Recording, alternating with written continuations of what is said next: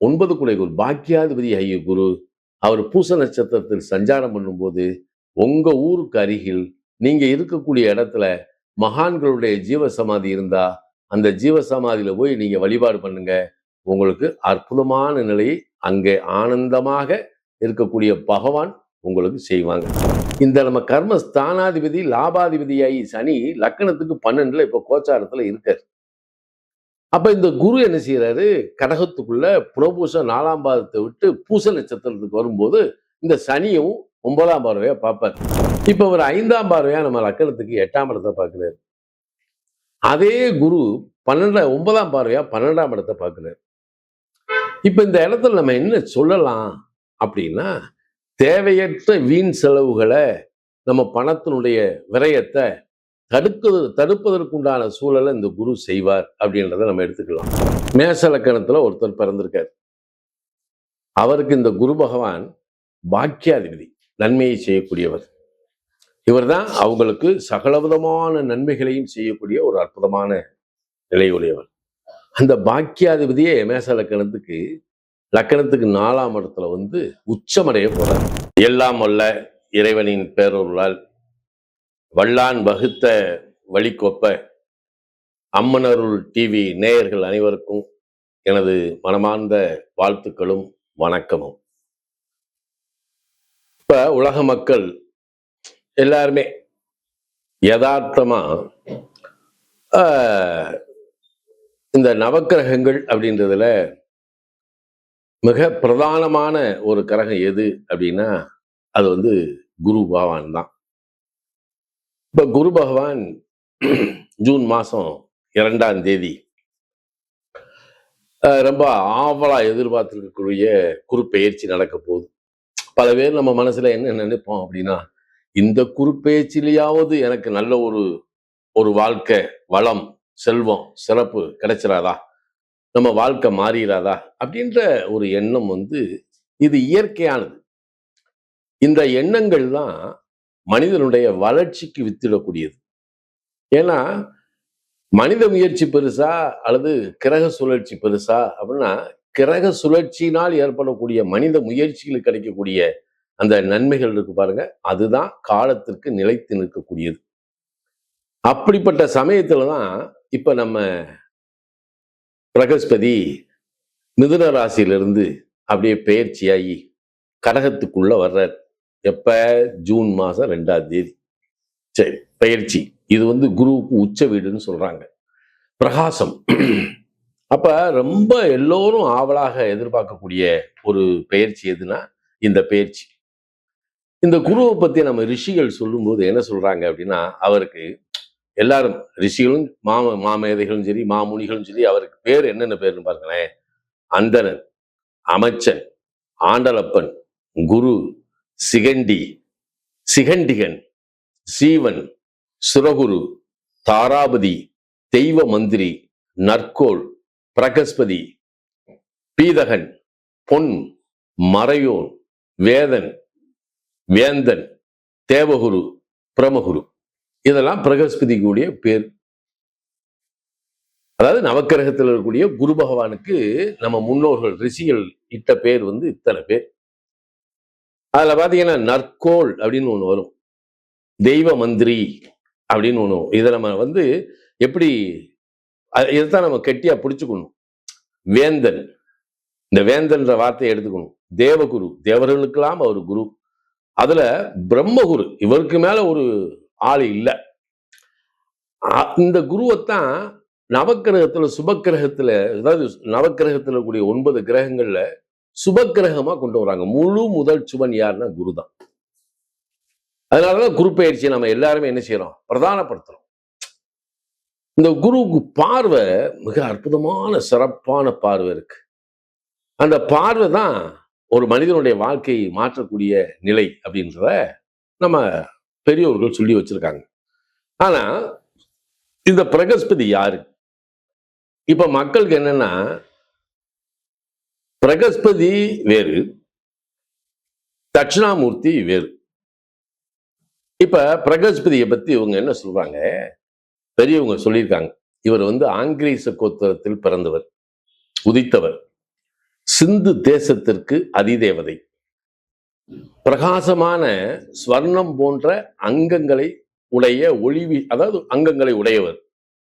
தண்டம், கமண்டலம், ஜபமாலை, வரதங்களாலே பிரகாசிக்கின்ற 4 கைகளை உடையவர். நல்லா கவனிக்கணும், 4 கைகளை உடையவர். மஞ்சள் நிறமான ஆடை, மாலை, சந்தனம் இவைகளை தரித்திருப்பவர். இது எப்பயுமே இருக்கும்.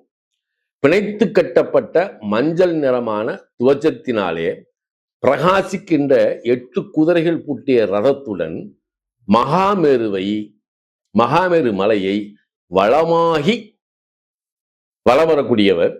ஒரு புறம் இந்திரன், ஒரு பக்கம் பிரம்மா. நல்லா கவனிங்க, பிரகஸ்பதி யாரு? ஒரு பக்கம் இந்திரன், ஒரு பக்கம் பிரம்மா. இவர்களுடன் பத்மத்தின், அந்த நவக்கிரகம் இருக்கு இல்லையா, அந்த பத்மத்தின் வடதிசையில் நடுவில் வடக்கு முகமாக இருக்கின்ற ஸ்வர்ண பிரதிமையில் நீண்ட சதவச்சரமான பீடத்தில் அமர்ந்திருப்பவர் தான் பிரகஸ்பதி. நீங்க பிரகஸ்பதிக்குரிய நிலையில நவக்கிரகத்தில் இருக்கக்கூடிய அந்த பிரகஸ்பதியோட, ஏன்னா இந்திரனையும் பிரம்மா படைப்பு, கல்யாணம் ஆகி குழந்தை பிறக்கல, அதுக்கு காரணம் குரு. காசு பணம் செல்வாக்க நம்ம அடைகிறவன், அதுக்கு யாரு காரணம்? ஏன்னா இந்திரன். ஏன்னா இவங்களைத்தான் அவர் என்ன செய்யறாரு, வச்சிருக்காரு. அதனால செல்வ செழிப்பை கொடுப்பதும் குரு. அப்படிப்பட்ட குரு ஒவ்வொரு லக்கணத்துக்கும், நான் சொல்றது லக்கணத்துக்கு, இதுல பல பேர் ராசின்னு நுழைஞ்சுக்கிட்டு இது பண்ணக்கூடாது. ஏன்னா கமெண்ட்ல போட்டீங்கன்னா சரி, உன் நம்பரை கீழே போட்டுரு, நான் உன்னையும் கூப்பிட்டு பேசுறேன். அதனால ஒவ்வொரு லக்கணத்துக்கும் இந்த குரு பயிற்சி என்ன செய்கிறது என்பதை பற்றி பார்ப்போமா மக்களே? மேச லக்கணம். இது இப்ப நீங்க ராசின்னு எடுக்கக்கூடாது, லக்கணம். நீங்க லக்கணத்துல உங்க ஜோசியத்தை கேட்டா சொல்லுவாங்க, அந்த கட்டத்துல லானான்னு போட்டுப்பாங்க. மேச லக்கணம். இப்ப மேச லக்கணத்துல ஒருத்தர் பிறந்திருக்காரு. அவருக்கு இந்த குரு பகவான் பாக்கியாதிபதி, நன்மையை செய்யக்கூடியவர். இவர் தான் அவங்களுக்கு சகலவிதமான நன்மைகளையும் செய்யக்கூடிய ஒரு அற்புதமான நிலையுடையவர். அந்த பாக்கியாதிபதியே மேச லக்கணத்துக்கு 4ஆம் இடத்துல உச்சமடைய போறார். அப்ப இப்ப இந்த காலகட்டத்தில் மேச லக்கணத்துல பிறந்தவங்களுக்கு படிக்கக்கூடிய மாணவர்கள் இருப்பாங்க. அவங்களுக்கு இந்த குரு பயிற்சி ஒரு வரப்பிரசாதம். ஏன்னா பாக்கியாதிபதி 4இல் உச்சம். அப்ப உங்களுக்குரிய கல்வி, அதுல கிடைக்கக்கூடிய ஒரு மகத்தான நிலை உங்களுக்கு உண்டு. இது நல்ல மாணவர்கள். இப்ப மேச லக்கணத்துல பிறந்த ஒரு குழந்தையை போய் முத ஸ்கூல்ல சேர்க்கிறோம்.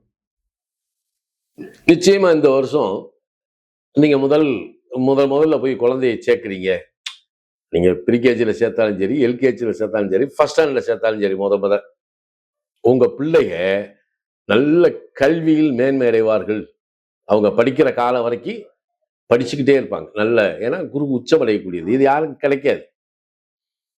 அப்ப இதே மேச லக்கணத்துல பிறந்தவங்க சில பேர் என்ன செய்வாங்க, புனர்பூசம், விசாகம், பூரட்டாதிலையும் பிறந்திருப்பாங்க. அப்படி இல்லைன்னா சில பேருக்கு இப்ப குரு தசையும் நடக்கும். அப்ப அப்படிப்பட்டவங்களுக்கு இந்த குரு 4ல் வர்றது நல்லதா? 4ஆம் இடம், இன்னும் இந்த வாய்ப்பாட்டு பாடுறவங்க எல்லாம் 4ஆம் இடத்தை நல்லா இல்லை அப்படின்னு சொல்லுவாங்க. நமக்கு பாக்கியாதிபதி குரு 4ஆம் இடத்துல வர்றாரு.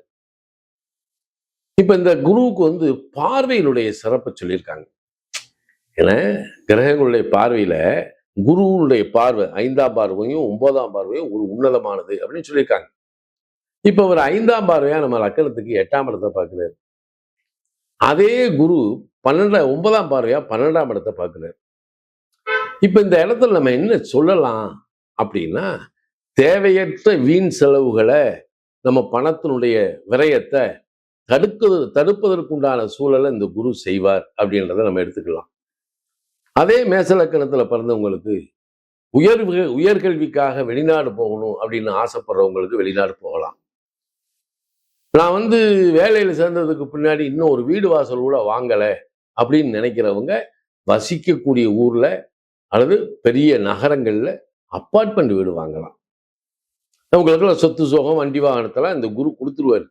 அதெல்லாம் யோசிக்கவே மாட்டான் அந்த மனுஷன், நல்லா செய்வார். அந்த வீடு காலங்காலத்துக்கு நிற்கிற மாதிரி இருக்கும். அப்ப இந்த இடத்துல ஒரு விஷயத்தை நம்ம என்ன கவனிக்கணும்? மேச லக்கணத்துல பிறந்தவங்களுக்கு இந்த நம்ம கர்ம ஸ்தானாதிபதி லாபாதிபதியாகி சனி லக்கணத்துக்கு 12ல இப்ப கோச்சாரத்துல இருக்காரு. அப்ப இந்த குரு என்ன செய்யறாரு, கடகத்துக்குள்ள புனர்பூச 4ஆம் பாதத்தை விட்டு பூச நட்சத்திரத்துக்கு வரும்போது இந்த சனியும் 9ஆம் பார்வையா பார்ப்பார். சில பேர் படிச்சு முடிச்சுட்டு வேலை இல்லாம இருக்கும் அப்படிங்கிற நேரத்துல, அல்லது வேலை பார்த்துக்கிட்டு இருக்கோம் அப்படின்னா திடீர்னு அவங்களுக்கு வெளிநாட்டு வாழ்க்கையும் கொடுக்கலாம், வெளிநாட்டுல வேலையும் கிடைக்கலாம். நாம எதுல சுதாரிக்கணும் அப்படின்னா, புதுசா ஒரு தொழில் செய்ய போறோம் அப்படின்னா அதுக்கு முதலீடு தேவை இருக்கு இல்லையா? அப்ப இந்த முதலீடு போறத கொஞ்சம் நம்ம தாமதப்படுத்திக்கலாம் அல்லது நிறுத்தி வச்சுக்கலாம். நம்ம முதலீடு எவ்வளவு, ஏன்னா சனி 12ல இருக்கும்போது அவர் எவ்வளவு முதலீடு போட்டாலும் வாங்கிட்டு தான் இருக்கும். அப்ப ஏற்கனவே நம்ம தொழில் செஞ்சுக்கிட்டு இருக்கோம் அப்படின்னா சரி முதலீடு தேவை இருக்கும். அப்போ அதுல இந்த காலகட்டத்துல போய் அதிகமான முதலீடை போட்டு அதுக்கு கடை தம்பாய் போய் நின்றுச்சுன்னு வைங்களேன் சங்கடம். ஏன்னா ஏற்கனவே சனி மேச லக்கணத்தில் பிறந்தவங்களுடைய தனஸ்தானத்தை பார்த்துக்கிட்டு இருக்காரு, 9ஆம் இடத்தை சனி பார்த்துக்கிட்டு இருக்காரு. அவர் பார்வை வலுவான பார்வையா இருக்கு. எவ்வளவு காசு வந்தாலும் இப்ப பத்தல மேசத்துல பிறந்தவங்களுக்கு. அப்ப இவர் என்ன செய்யறாரு, அந்த 12ஆம் இடத்துல கூடிய சனி விரயம் இருக்கு இல்லையா, அந்த விரயத்தை என்ன செய்யறாரு, நிறுத்தி வைக்கிறாரு. வெட்டி விரயம் இல்லாம விரயம் பண்றத அப்படியே ஸ்டாப். இது ஒரு பெரிய பாதுகாப்பு. சரி, தாய் பேர்ல இருக்கக்கூடிய சொத்துல நமக்கு இந்த சொத்து வந்துடுது, அதை கட்டணும்னு நினைக்கிறோம். அப்படி கட்டணும்னா அருமையா நீங்க ஒரு ப்ராப்பர்ட்டியை கட்டிடலாம். இல்ல நீங்க சொந்தமா இடம் வாங்கி கட்டணுமா கட்டுங்க. தாய் தகப்பன் வசித்த வீடு ஒண்ணு இருக்கு இல்லையா, அதை இடிச்சு கட்டணும் அப்படின்னு நினைக்கிறீங்களா, இடிச்சு கட்டலாம். இத்தனையும் இதுல இருக்கு. ஆனால் குரு பகவான் சனி பகவானை பார்க்கும்போது நம்மளுடைய பொருளாதார விரயத்தை அவர் தடுத்து நிறுத்தினாலும், சனி பகவான் தன்னுடைய 3ஆம் பார்வையால் தனஸ்தானத்தை பார்க்கும்போது சில நேரத்துல கையில பணமே இல்லாம கூட தடுமாறுறதுக்கு உண்டான வாய்ப்பு அதுல இருக்கு. ஆனா இந்த குரு சனியை பார்ப்பதால் இனிமேல் பணப்புழக்கம் உங்ககிட்ட நல்லா இருக்கும், குடும்ப உறவு நல்லா இருக்கும். உடனே மேச லக்கணத்துல இப்ப நான் கல்யாணம் பண்ணலாமா அப்படின்னு ஒரு வார்த்தை கேட்கலாம். மேச லக்கணத்துக்கு குரு சிம்மத்துக்கு வந்ததுக்கு முன்னாடி கல்யாணம் பண்றதுதான் நல்லது. இப்ப படிப்பு, வேலை, செய்தொழில், இந்த உத்தியோகம். இப்போ உத்தியோகத்தில் இருக்கும்போது சில பேருக்கு மாற்றங்கள் வேணும்னு நினைக்கலாம். அதுல என்ன ஒரு விஷயம் அப்படின்னா, இந்த குரு 8ஆம் இடத்தை பார்க்கிறாரு. அப்ப மேசத்துல பிறந்தவங்க அரசு அதிகாரத்தில் இருக்கிறவங்க அல்லது ஒரு தனியார் நிறுவனத்திலேயோ அல்லது எதுலையோ இருக்கும்போது அது கையூட்டுன்றதை மட்டும் நீங்க இந்த வருஷம் வாங்கவே கூடாது. வாங்கினா குரு, ஏன்னா அவருக்கு பிடிக்காது, அவர் நேர்மையானவர். அதனால லஞ்ச லாவணியம் இல்லாம, மறைமுகமான ரகசிய தொழில் எதுவும் பண்ணாம, ரகசிய நடவடிக்கை எதுவும் இல்லாம நியாயமாக நேர்மையாக உழைக்கக்கூடிய மேச லக்கணத்திற்கு சகல சௌபாக்கியங்களையும் கொடுக்கக்கூடிய ஒரு வல்லமை இந்த குரு பகவானுக்கு உண்டு. அப்ப இந்த வருஷம் என்ன செய்யலாம், 9 குடை குரு பாக்கியாதிபதி ஐய குரு அவர் பூச நட்சத்திரத்தில் சஞ்சாரம் பண்ணும்போது உங்க ஊருக்கு அருகில் நீங்க இருக்கக்கூடிய இடத்துல மகான்களுடைய ஜீவசமாதி இருந்தா அந்த ஜீவசமாதியில போய் நீங்க வழிபாடு பண்ணுங்க. உங்களுக்கு அற்புதமான நிலையை அங்கே ஆனந்தமாக இருக்கக்கூடிய பகவான் உங்களுக்கு செய்வாங்க. என்ன நண்பர்களே, இதை மட்டும் நீங்க செய்யுங்க, மற்றது பார்த்துக்கலாம். வாழ்த்துக்கள்.